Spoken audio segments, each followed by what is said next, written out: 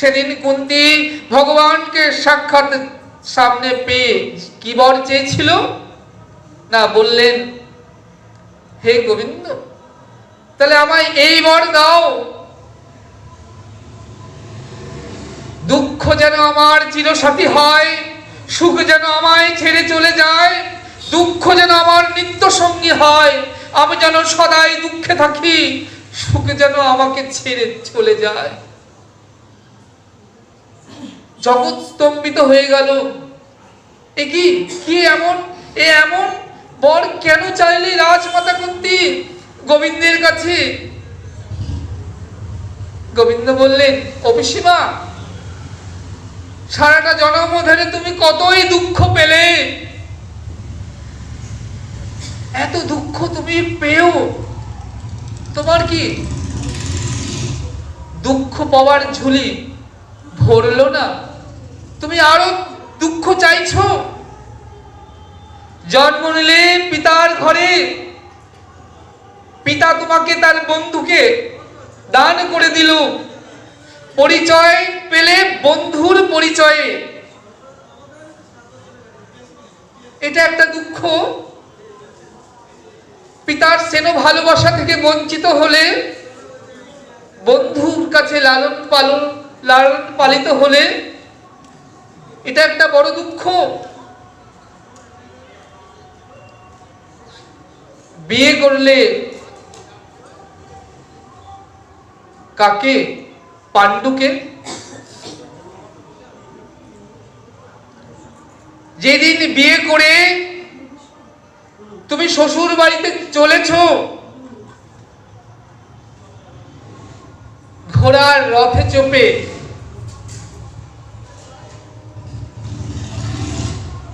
মেয়েরা আমার শ্বশুর বাড়ি কেন যায় বিয়ে করে? একটা কন্যাকে তার পিতামাতা সকল সুখ দিতে পারে, কিন্তু এক বিশেষ প্রকারের সুখ আছে, যেই সুখটি তার পিতামাতা তার আদরের কন্যাকে দিতে পারে না। সেই বিশেষ সুখটি দেওয়ার জন্য তার পিতামাতা সেই কন্যাকে গত্রান্তর করে দেন।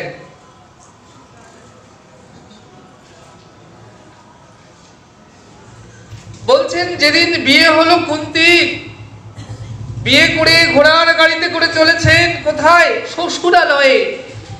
স্বামীর ঘর করবেন বলে,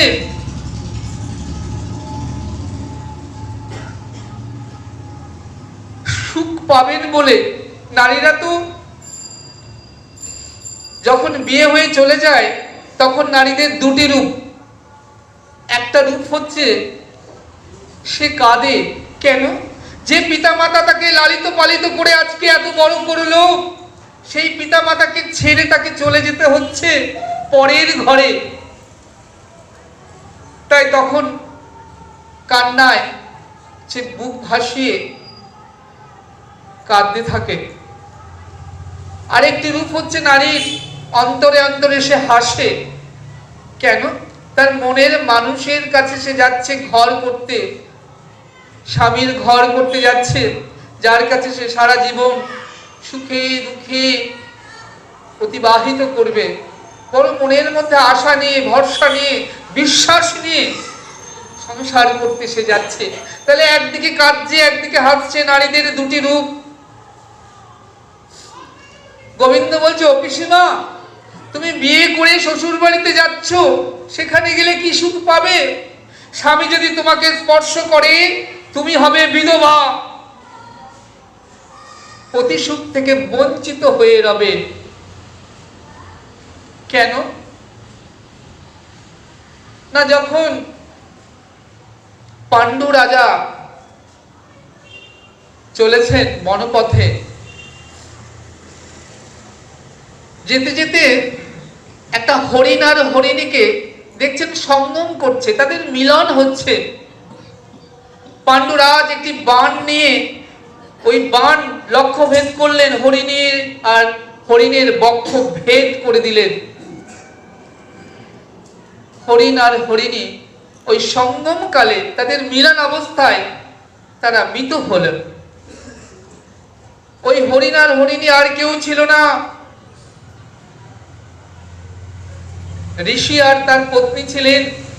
তারা যখন হরিণ দেহ পরিত্যাগ করে ঋষি দেহ লাভ করলেন, দেখলেন পাণ্ডুরাজ তাদের দুজনকে বাণবিদ্ধ করেছেন। বললেন, হে পাণ্ডুরাজ, আপনি আমাদের মিলনকালে, মিলন অবস্থায়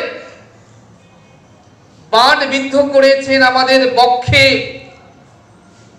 আপনার বাণের আঘাতে আজ আমরা দুজনেই নিহত হলাম। তবে মৃত্যুর আগে আমি অভিশাপ দিয়ে যাই, আমরা যেমন মিলন অবস্থায় মৃত্যুবরণ করলাম আপনার বাণের আঘাতে, আপনিও যেদিন নারী দেহ স্পর্শ করবেন সেদিন আপনার মৃত্যু হবে। সেই অভিশাপ। পাণ্ডু চলেছেন মাদ্রিকে নিয়ে, কুন্তী আর মাদ্রি দুটো স্ত্রী পাণ্ডুর বনপথে। তো চলতে চলতে সরোবরের কাছে মাদ্রি এসে স্নান করলেন। সিক্ত বসনে যখন পাণ্ডুরাজের কাছে এলেন, ওই সিক্ত বসনে পাণ্ডুরাজ মাদ্রিকে দেখে কামাসক্ত হলেন। কুন্তী বারবার মাদ্রিকে বলেছিলেন, বোন দেখো, তুমি যেন, তোমার স্বামী যেন কখনো তোমাকে স্পর্শ না করে, এটা অবশ্যই মেনে চলো। কিন্তু কামাসক্ত হয়ে সিক্ত বসনে পাণ্ডু যখন মাদ্রির কাছে এলেন, মাদ্রিকে স্পর্শ করলেন, পাণ্ডু মৃত্যু হলো। মাদ্রি কুন্তী বিধবা হলেন। ও পিসিমা, বিবাহ করে পতিক ঘরে গিলে যে সুখের জন্য কি পেলে? বৈধব্য। এত দুঃখ পেয়েও তোমার দুঃখ গেল না, দুঃখের স্বাদ মিটল না।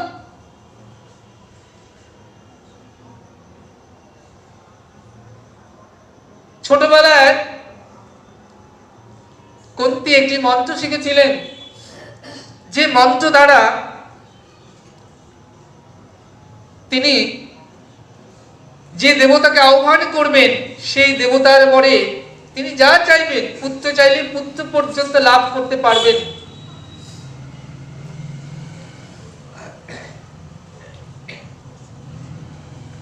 বিবাহের পূর্বে তিনি সেই মন্ত্র পরীক্ষা করবার জন্য সূর্যদেবকে আহ্বান করেছিলেন এবং সূর্যের দেবের কৃপায় কর্ণের জন্ম হলো।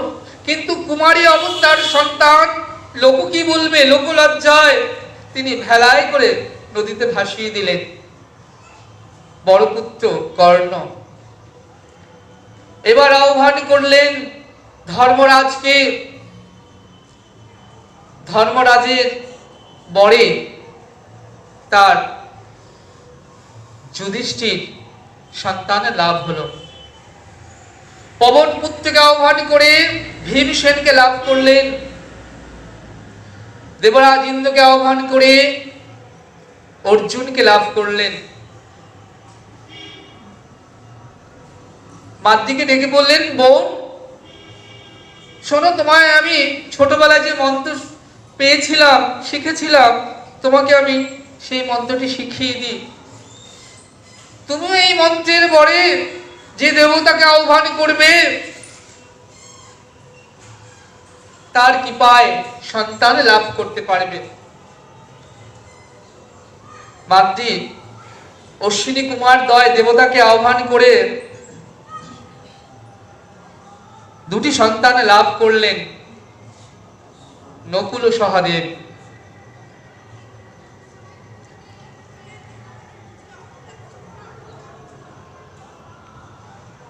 আজকে আমার গোবিন্দ বলছেন, ও পিসিমা,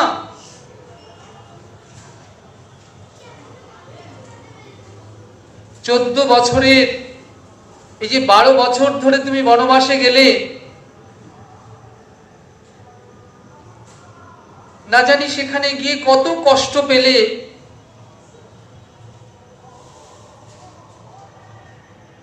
এক বছর অজ্ঞাতবাস, সেখানেও জানি কত কষ্ট পেলে। তবু কি তোমার কষ্টের ভার লাঘব হলো না?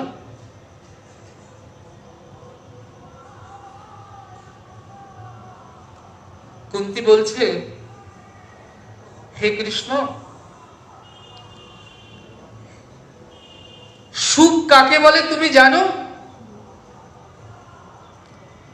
সুখ অসুখ হয়, দুঃখ সুখ হয়। বড় কঠিন কথা মা। সুখ অসুখ হয়, দুঃখ সুখ হয়। আজ আমি আমার রাজ্য ফিরে পেয়েছি, হারানো মান সবকিছু ফিরে পেয়েছি। যুধিষ্ঠির রাজা হয়েছে হস্তিনাপুরের, সবকিছুই তো ফিরে পেয়েছি।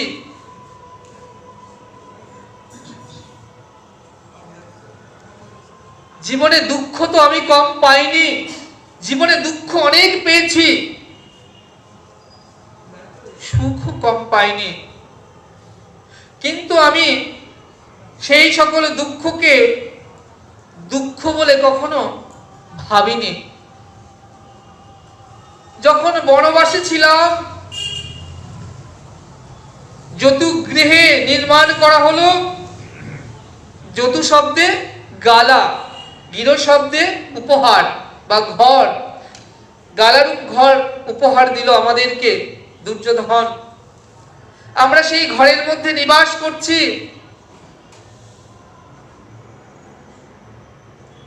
বাসুদেব শ্রীকৃষ্ণ খাঁচায় করে একটি ইঁদুর উপহার দিলেন পঞ্চ পাণ্ডবকে।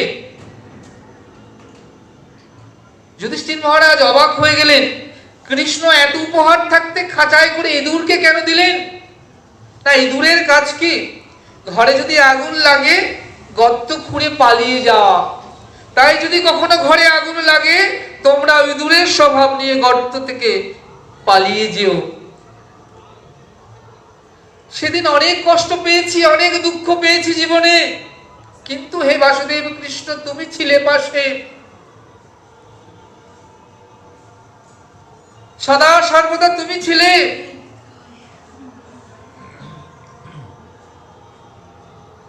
সেই দিন দুর্বাসা মুনি এসেছিলেন তা 10,000 শিষ্য নিয়ে।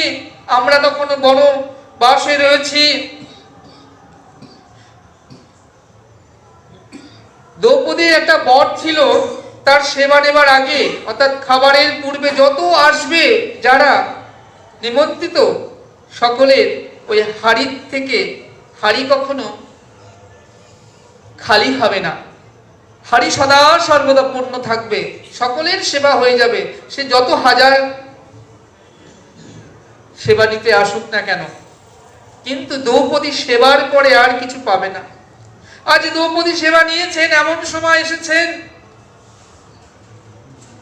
ঋষি দুর্বাসা মুনি, সাংঘাতিক তার ক্রোধ।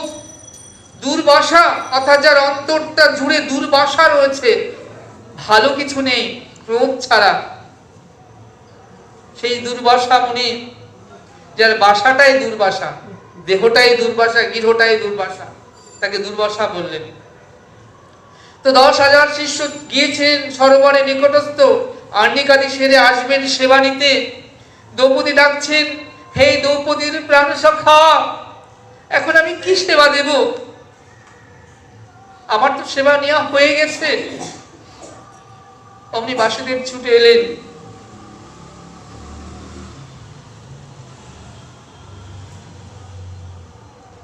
বললেন, হাড়িতে কি কিছু আছে?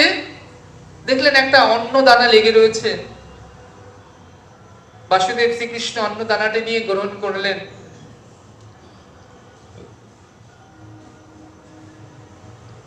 ভগবানের উদর পূর্তি হলো। তো ভগবানের যদি উদর পূর্তি হয় না, এই জগতের কারণ উদর পূর্তি হতে কি আর বাকি থাকে? কুন্তী বলছে, সেদিন হে কৃষ্ণ, দুঃখ ছিল, ছিল না তা নয়, তুমি ছিলে সদা পাশে। যতই দুঃখ পেয়েছি, কিন্তু তুমি ছিলে, দুঃখকে সেদিন দুঃখ বলে মনে হয়নি। কিন্তু আজ কেমন সুখ এসে উৎপন্ন হলো, কেমন সুখ এসে উপস্থিত হলো, যে সুখ এলে পরে কৃষ্ণ দূরে চলে যায়।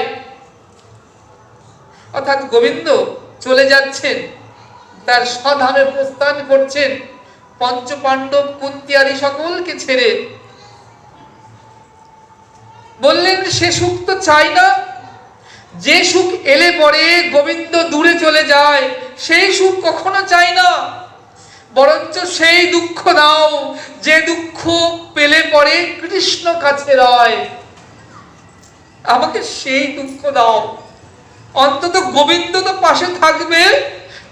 হে বিপদ ভঞ্জন মধুসূদন, তুমি যদি পাশে থাকো তাহলে কোনো দুঃখকে দুঃখ নাহি গুনি, কোনো দুঃখকে দুঃখ নাহি মানি। তাই তো চাইছি দুঃখ যেন আমার নিত্য সঙ্গী হয়, আমি যেন সদাই দুঃখে রই, সুখ যেন আমাকে ছেড়ে চলে যায়, তুমি যেন সদা পাশে থাকো। সে যাত্রায় কিন্তু মা গোবিন্দের আর যাওয়া হলো না, গোবিন্দ থেকে গেলেন।